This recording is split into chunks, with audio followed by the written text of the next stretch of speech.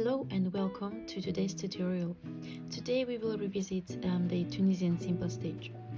If this is your first time, thank you very much for stopping by. My name is Mirka and I make crochet and Tunisian crochet stitch and pattern tutorials. So if this is of your interest, please consider subscribing. Let me know what you think about the tutorial in the comment section below, and if you really like the video, please give it a thumbs up. So without further ado, let's dive in.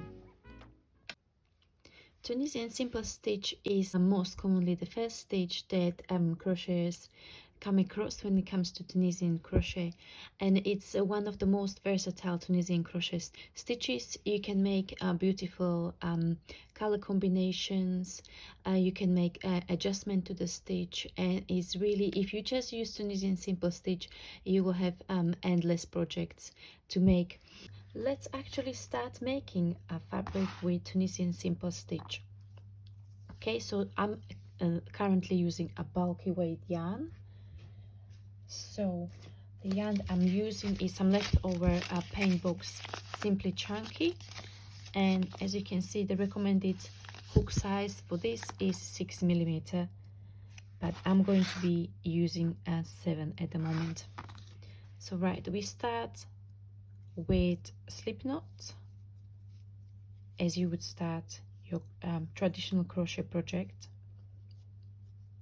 and then the easiest way to start your Tunisian crochet project is starting with chains. You can use other methods, for example foundation cord or foundation stitches, but just to begin with, chains are just as good. So let's chain up a few. So we've got our slip knot on the hook, we yarn over and pull through. That's our first chain. Yarn over, pull through, 2, yarn over, pull through, and so on. So this stitch, Tunisian Simple Stitch, can be made over any multiple of stitches, so I'm not going to be counting. Let's say I'll have this. Now you've got a few options how to start the first row or the foundation row. You can either work into the top loops, the bottom loops, or the back bump of your chains. It's really just down to personal preference. What I found is that most crocheters prefer to work into the back chains because it gives the final project a nice neat edge at the bottom. So that's exactly what I'm going to be doing. So I will insert the hook, I will turn my chain around, I will insert the hook from front to back, yarn over and pull up a loop. Okay, so I'll do that again.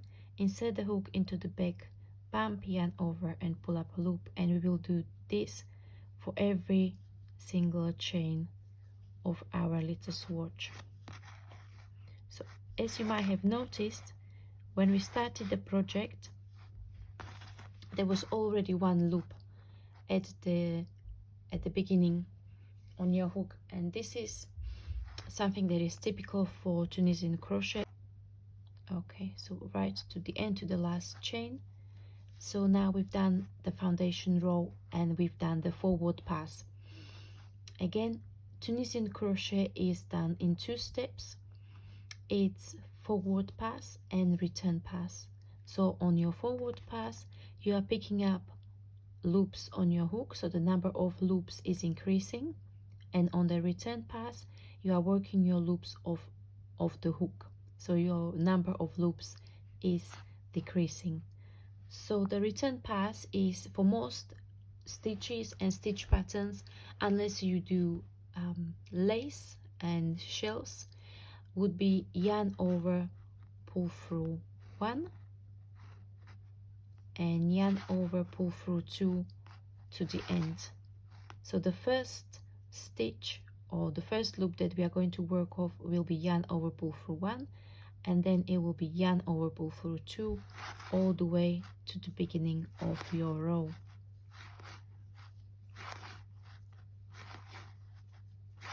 And that's it. So now we've done foundation row of Tunisian crochet. Now we are going to move on to the actual stitch, which is the Tunisian Simple Stitch that we are interested in. So as you can see, again, we've got the first loop on the hook already from the previous row. Something that I would just bring into your attention is that we need to keep this loop tight. It has got a tendency to loosen up, especially when we are working the first stitch, the first of the actual stitch, not the loop. And this is because it is directly connected to your loose yarn. So if you keep it too loose, then the edge on the right hand side will be a bit messy. So that's why when I start working my project, I hold on to the loop and I try to tighten up as well. It has got natural tendency to loosen. So Tunisian Simple Stitch is worked from right to left, and that's if you are right-handed, or like me, if you are left-handed but you crochet with your right hand. So we are going to go from right to left under the front vertical bar. Okay, so this bar is called front vertical bar. So we are going to go under this one from right to left, yarn over and pull up a loop. And that's how you work Tunisian Simple Stitch. Again, we are going to go under the next loop from right to left, we yarn over and pull up a loop, and we repeat this all the way to the end of the row, to the last stitch. The last stitch is worked slightly differently, but not too much, so it would be too complicated.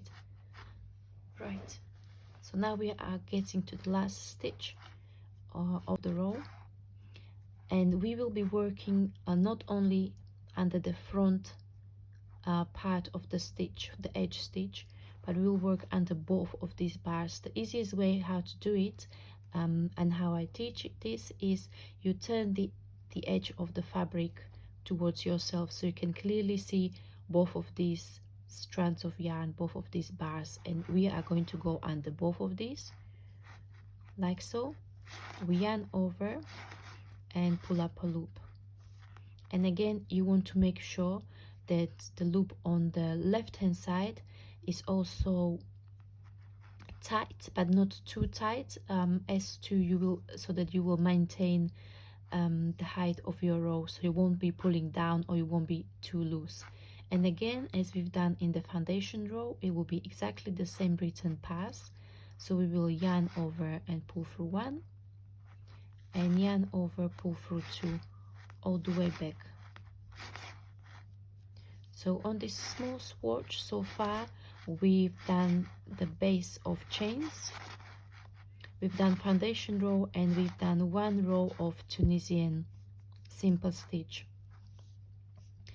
So what I'm going to do, I'm going to pause the video and I will show you how to bind off in your project. We will do the Tunisian Simple Stitch bind off.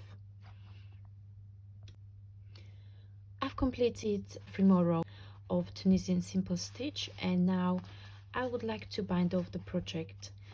The reason why we do that is because if you just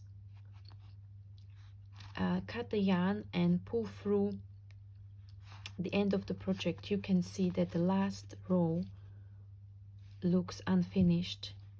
So what we need to do, we need to work a forward pass into the last row to make it complete. So what we do is we insert the hook in the same way as if we were going to make the Tunisian Simple Stitch, yarn over, pull up a loop, but then we pull through this loop, through the loop which is already on the hook. So when we bind off, we only ever have one loop left after binding off every stitch. Okay, so we are going to do that again. And as you can see, as I'm doing this, the top of your project is going to look like chains. And comparing to the bottom of the project, it looks very similar. So you've got both of the edges, the top and the bottom, looking similar, and the right and the left edges also looks similar. So overall the project looks neat. And oftentimes when you make a blanket using Tunisian Simple Stitch and using this bind off, you don't actually need any extra border on your project, which saves time, so you can make other project. Okay, so the last stitch, again we are working in the same way we were working the edge stitch previously under both strands of the yarn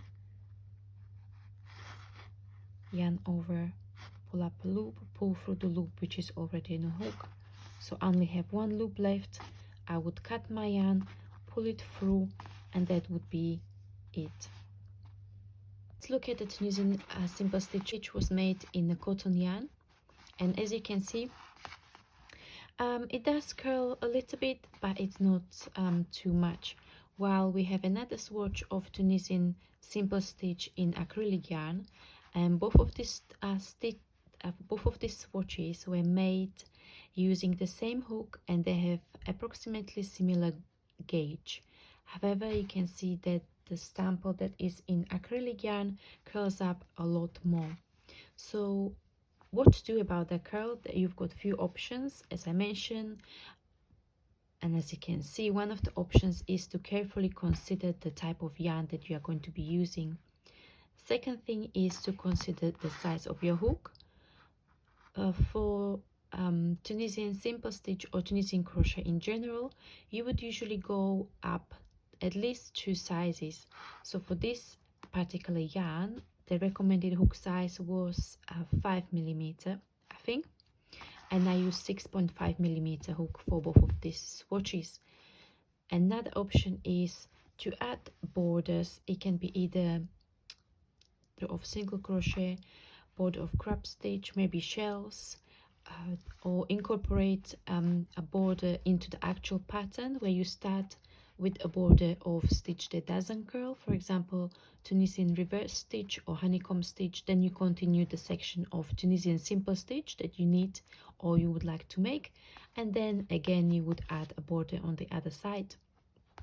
Or another option which I really like is to block my swatches. So I've got another little swatch over here which I'm currently. This was made in cotton yarn again, but what I found that after I've done these colored sections, the swatch was curling a lot more than in the cotton yarn here. So what probably happened is I was pulling on the stitches slightly tighter than while I was making this swatch. So what I would do in this case, I would pin the swatch down, give it a good blast with my steamer. If you don't have a fabric steamer, a laundry steamer, you can use your iron and steam it up, or you can wet block as well. So you can gently pin down the swatch. You can spray it with water, or you can first soak it in water, gently squeeze out the water, and then pin it down and wait for about a day. And once you take the pins out, the swatch would usually lie flat. The benefit of steaming or blocking is also that you will set your stitches, so if you had any inconsistencies in terms of your gauge, certain sections where you crochet more tightly or loosely, the blocking would even this out. And what I like about blocking is also that it gives the fabric a specific drape. But if this is not something that you would like, for example, you would like your crochet to be more stiff, and another thing, that's something to consider as not to do. Thank you very much for watching. I hope you find this tutorial interesting and useful. If so, please let me know in the comments below. Have you ever used this stitch? If you would like to get inspired, you can have a look on my blog. I will link in the description below for some projects and patterns which are created using this Tunisian Simple Stitch. Thank you very much for watching, and I will see you in the next tutorial.